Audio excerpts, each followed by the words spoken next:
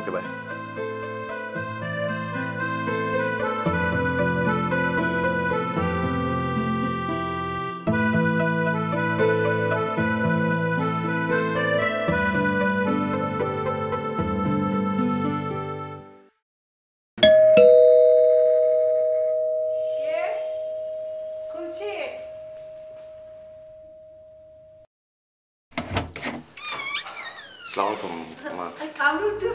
কেমন আছেন?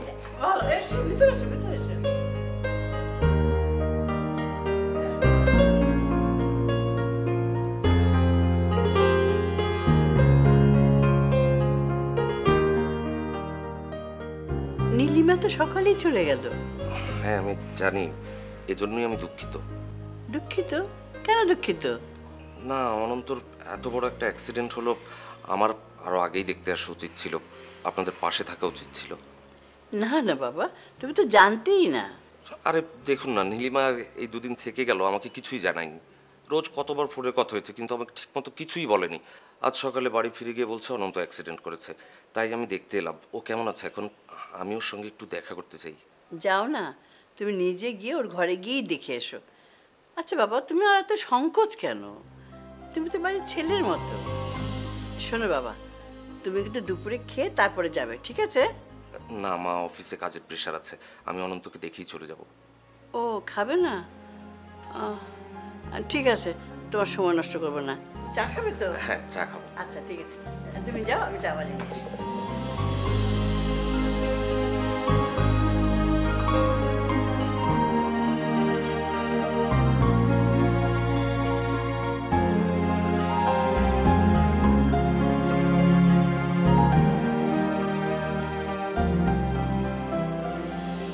অনন্ত, আপনি? খুব অবাক হচ্ছ তাই না? তোমাকে দেখতে এসেছি। তা তো বটেই, আকাশ থেকে পড়েছি। গরিবের ঘরে হাতির পাড়া, সূর্য কোন দিক দিয়ে যে উঠলো। যত খুঁজেই দাও, কাজ হবে না। কেন, মানুষ না আপনি? খোঁচা দিলে ব্যথা পাওয়ার কথা তো। মনের ভেতর পাল্টে গেছে সবকিছু। Now I am enjoying my life. পৃথিবীটাকে এখন খুব সুন্দর মনে হয়, বিশেষ করে সকালে ঘুম থেকে ওঠার পর। কাউকে যদি রাগ করতে দেখি না, তখন খুব মন খারাপ হয়। দুদিনের জীবনটায় রাগ ঘৃণা কি লাভ, সময় নষ্ট ছাড়া। মানে আমি কোন কামরুল ভাইকে দেখছি ভাই? মানে আর ইউ ওকে? আপনি ঠিক আছেন তো? এত ফিলোসফি, এত কিছু কোত্থেকে? অনন্ত, আই এম সরি। আরে আরে কামরুল ভাই, আপনি সরি কেন বলছেন? মানে আমি তো আপনার থেকে ছোট না, আপনি আমার বোনের হাজবেন্ড, আপনি সরি কেন বলবেন? দুটো কারণে আসলে আমি সরি।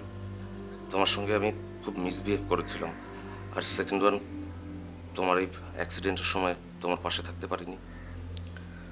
তাহলে আমিও সরি। আমিও আপনার বাড়িতে গিয়ে অশোভন কথা বলেছিলাম। কামরুল ভাই, আই এম সরি। না না, ঠিক আছে। তোমার ওই অশোভন ব্যবহারটা খুব কাজে দিয়েছে আমাকে শোভন করার জন্য। আচ্ছা, পুরনো কথা সব বাদ, এই নাও, এটা তোমার জন্য।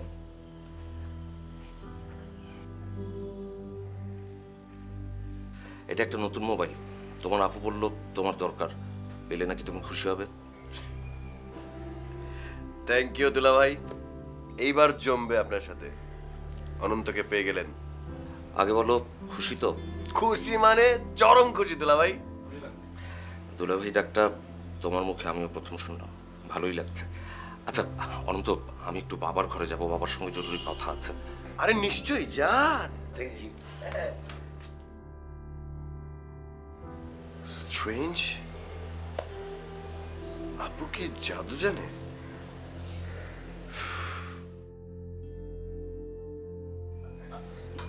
এসো এসো কামরুল, আসো। বাবার সঙ্গে একটু কথা ছিল। হ্যাঁ নিশ্চয়, ভিতরে এসো, বসো। তোমার কথা বলো, আমি চা করে নিয়ে আসছি। হ্যাঁ বসো বসো বসো। কেমন আছেন বাবা? আপনার শরীর ভালো আছে? হ্যাঁ আছি ভালোই। তুমি? জি ভালো। তোমার ব্যবসা বাণিজ্য ঠিকঠাক চলছে তো? জি চলছে। বাবা, একটা অনুরোধ ছিল আপনার কাছে, যদি পারেন তাহলে আমাকে ক্ষমা করে দেবেন। আমি আমি আপনাদের সঙ্গে অনেক মিসবিহেভ করেছি, সে কারণে আমি লজ্জিত, অনুতপ্ত। ঠিক আছে ঠিক আছে, এত বলতে হবে না। তুমি আর নীলিমা সুখী হও, এটাই তো সারা জীবন চেয়েছি। যাক, তোমার অনুশোচনা হয়েছে, সুস্থ জীবনে ফিরে এসছো, তোমাদের দুজনের প্রতি আমার অনেক আশীর্বাদ রইল। আচ্ছা বাবা, অনন্তর কি অবস্থা? ওর পাটা কি আর ঠিক হবে না? হ্যাঁ, আশা করা যায়, তবে একটা অপারেশন করতে হবে। আপনি তো অনেক বড় ডাক্তার, তাহলে অপারেশনটা করাচ্ছেন না কেন? হ্যাঁ করব, ভাবছি কি যে করা যায়।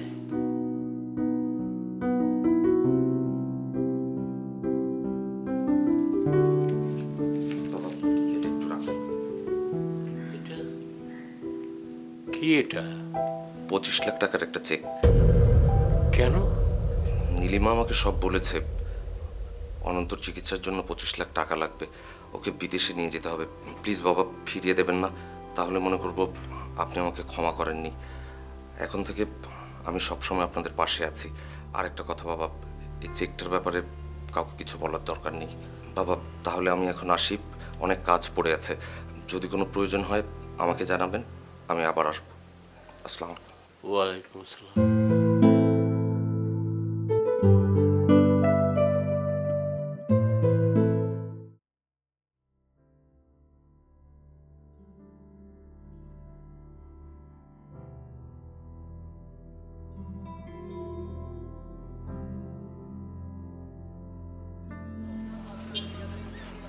আহা, হলো হলো হলো মা, হলো হলো। বাবা, হুম, আমাকে তো তুমি একটা হোস্টেলে ভর্তি করে দিলেই পারতে, অথবা আমি আর তুমি একটা ছোট্ট বাচ্চা নিতাম, একসাথে থাকতাম। তা হয় না রে মা। ঢাকা শহরে তুই থেকে লেখাপড়া করবি, আমি তো আর তোকে এখানে একা রেখে যেতে পারি না। তাছাড়া মোমেন খুব বড় ডাক্তার, ঢাকা শহরে ওদের খুব ভালো অবস্থা। মোমেন মোমেন আমার খুব পরিচিত, তোর কোনো অসুবিধা হবে না। তাছাড়া এই ঢাকা শহরে আমার বদলে তোর একজন অভিভাবক তো হলো। তোমার বদলে মানে? আমি তো তোমাকে ছাড়া এক মুহূর্ত থাকবো না, এক মিনিটও থাকবো না। তুমি কি বলতে চাও? তোমার বদলে আমি মানে তোমাকে ছাড়া আমি এক মিনিটও ঢাকা শহরে থাকবো না। আরে তুই তো খুব ভালো করে জানিস আমার অবস্থা। আমি আজ এখানে তো কাল ওখানে, আমরা দুজন একসঙ্গে কি করে থাকবো? কি করে থাকবো মানে? আমি এক্ষুনি ফিরে যাবো। এই রিকশাওয়ালা ভাই, চলেন তো ভাই, ওই যে আমাকে বাস স্ট্যান্ডে নিয়ে যান, আমি গ্রামে ফিরে যাবো। আরে ভাই চলেন না, আপনি কথা শুনুন। আহা টুনি, টুনি কি হচ্ছে? যা বুঝিস না তাই নিয়ে কথা বলিস না তো। এই রিকশাওয়ালা ভাই, যান তো, আপনি যান যান।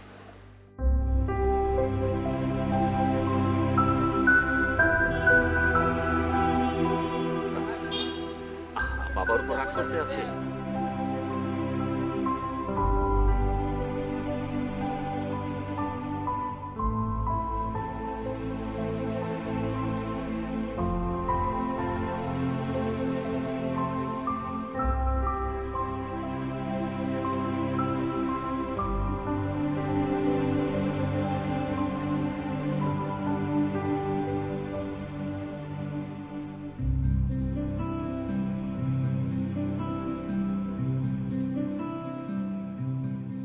বাবা, আমরা এখানে নামলাম কেন? এখানে তোমার বন্ধুর বাসা? না রে মা, এখানে না। ও, তো আমরা সরাসরি গেলাম না কেন? এখানে আবার নামলাম, আবার যাব কেন? তোর মোমেন চাচা এখানে এসে আমাদেরকে গাড়ি করে নিয়ে যাবে। ও, কিন্তু আমরা তো সরাসরি চলে গেলেই পারতাম, উনি আবার কষ্ট করে এখান থেকে নিয়ে যাবে কেন? মারে, তুই বুঝবি না তো, আমি তো মোমেনকে এখানেই আসতে বলেছি। আর শোন, মোমেন চাচাকে দেখে ভালো করে সালাম দিবি। আর মার একটা কথা, তোর মোমেন চাচার সঙ্গে তুই এখন চলে যাবি, আমি কিছুক্ষণ পরে আসবো। হ্যাঁ? না না না না বাবা, আমি তোমাকে ছাড়া এক পাও দেব না, এক মুহূর্ত থাকবো না। তুমি আমাকে ছেড়ে কোথায় যাবে? আমি তোমাকে ছাড়া কোথাও যাবো না। না, হ্যাঁ, তুই বুঝতে পারছিস না? তুই জানা, আমি তো বললাম তো আমি কিছুক্ষণ পরে আসবো।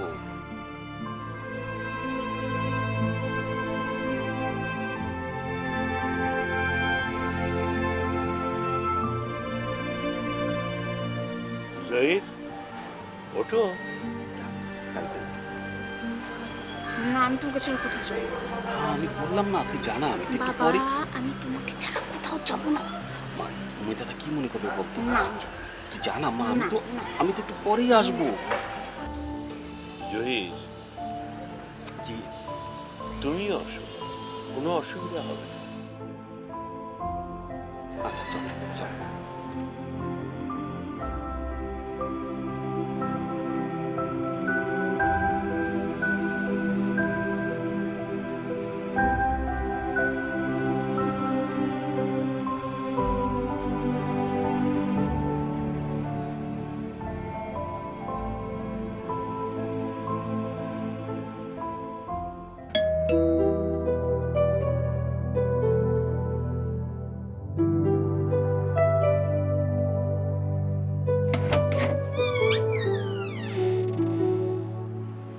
রাবিয়া,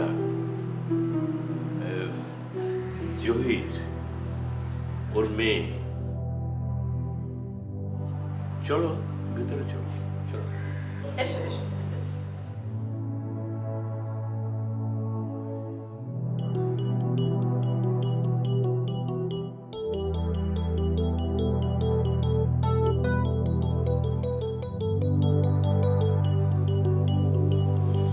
আসেন জহির, আসেন।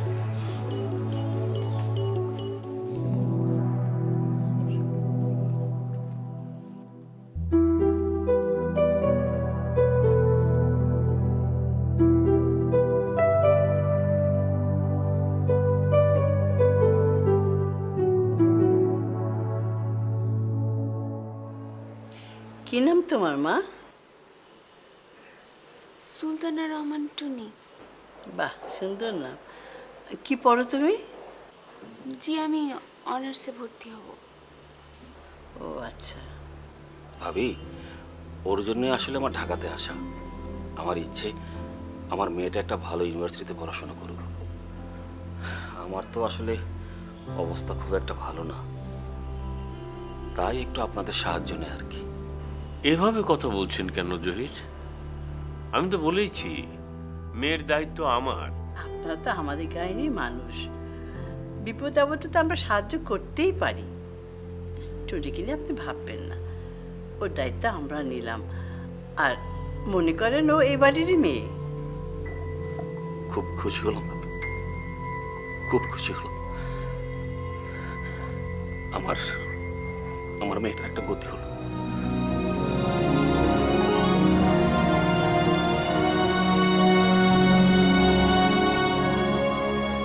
আচ্ছা ভাই, আপনি কি করেন? আর আমাদের গ্রামের কোথায় আপনাদের বাড়িটা?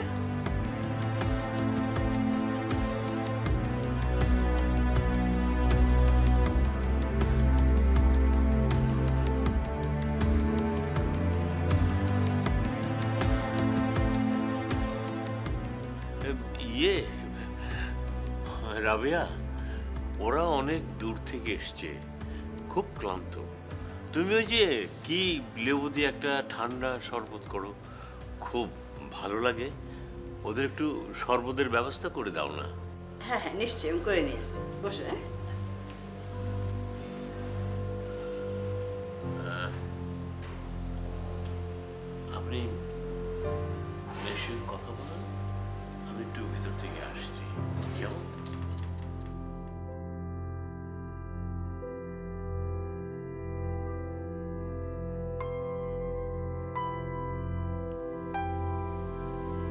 দেখলি ওনারা কত ভালো মানুষ। তোর এখানে কোনো অসুবিধা হবে না মা।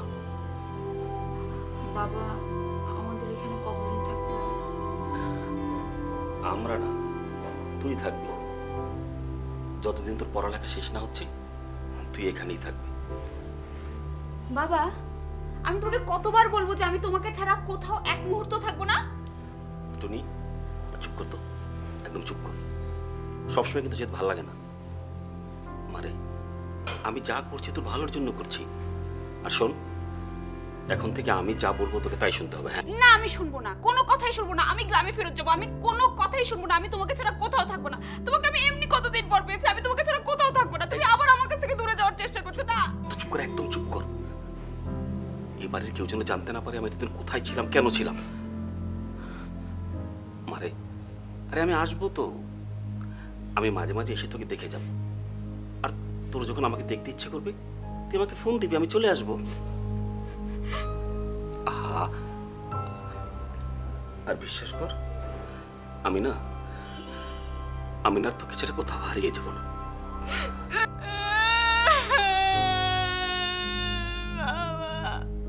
আমি তোমাকে ছেড়ে থাকতে পারবো না, প্লিজ বাবা, প্লিজ আমাকে একা রেখে যেও না, প্লিজ। টুনি চুপ কর, তোমার চুপ কর। আরে এবারে লোকজন শুনে ফেলে কি ভাববে বলতো? মা, লক্ষ্মী মা আমার, লক্ষ্মী মা আমার, লক্ষ্মী। আমি থাকবো না তোমাকে ছেড়ে। আমি পাশে থাকবো না, এপাশে আমার বড় ছোট থাকবে না, আমি গ্রামে চলে যাবো। এবারে লোকজন শুনলে মা, লক্ষ্মী মা আমার, লক্ষ্মী চুপ। আমাকে ইচ্ছে করে গেলে আর চুপ করে আমার আমি মা মা মা কি যাবো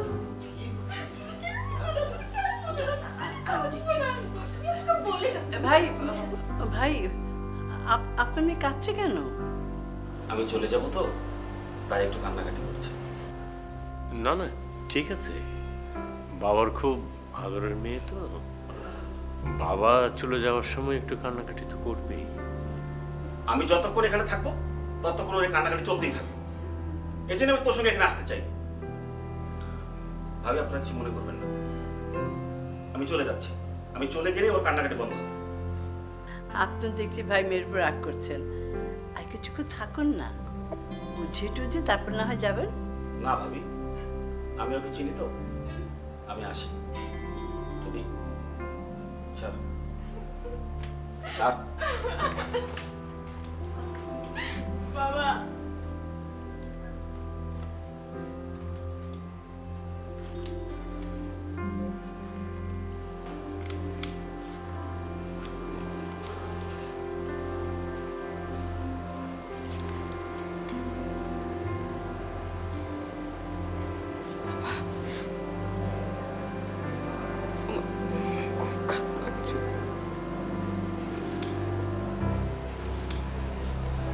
আমার অনেক কষ্ট হচ্ছে, প্লিজ আমাকে একা রেখে যেও না, প্লিজ বাবা, প্লিজ প্লিজ বাবা। টনি,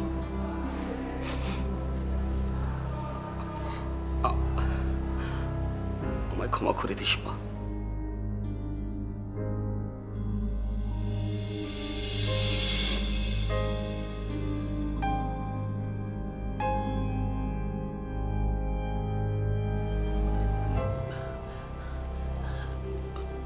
আমি তোর বাবাকে আবার এনে দেবো মা, আমি তোমার সাথে আছি, ভয় পেও না। কাঁদে না মা, কাঁদে না।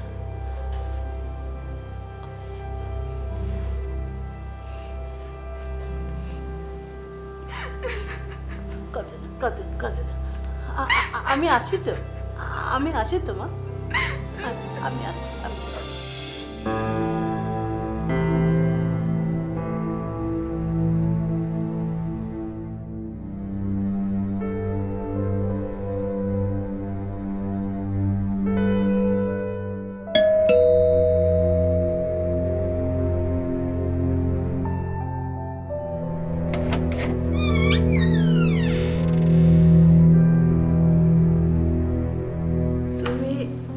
ধরিতা না? জি। হাসপাতালে দেখা হচ্ছিল, হ্যাঁ? আর তুমি হারিয়েছিলে কোথায়? এসে ভিতরে এসে।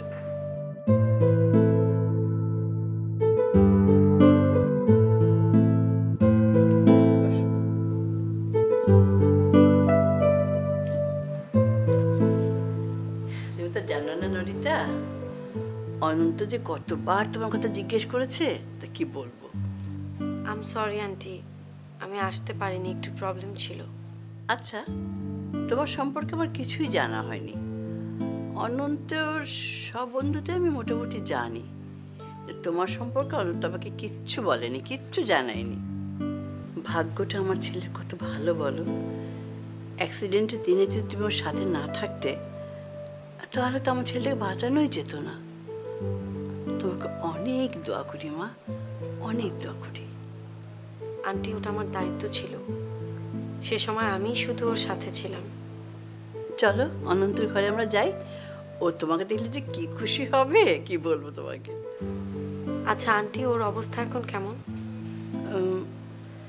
ব্যথাটা একটু কম, কোনরকম একটু হাঁটতে পারে। তবে তবে কি আন্টি? তবে তুমি তো জানো না, ওর একটা মেজর অপারেশন লাগবে। অপারেশনটা যদি সাকসেসফুল না হয় তাহলে ও হয়তো সারা জীবনের জন্য প্যারালাইজড হয়ে যাবে। আন্টি আন্টি প্লিজ এত ভেঙে পড়বেন না। অনন্ত ঠিক সুস্থ হয়ে উঠবে, আবার আগের মতো হাঁটতে পারবে। তাই যেন হয় মা, তোমার কথাটা সত্যি হয়।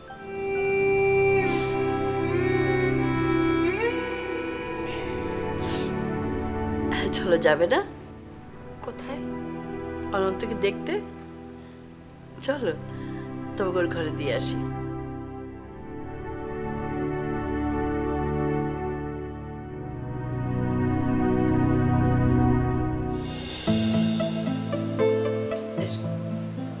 দেখ অনন্ত, কাকে নিয়ে এসেছি।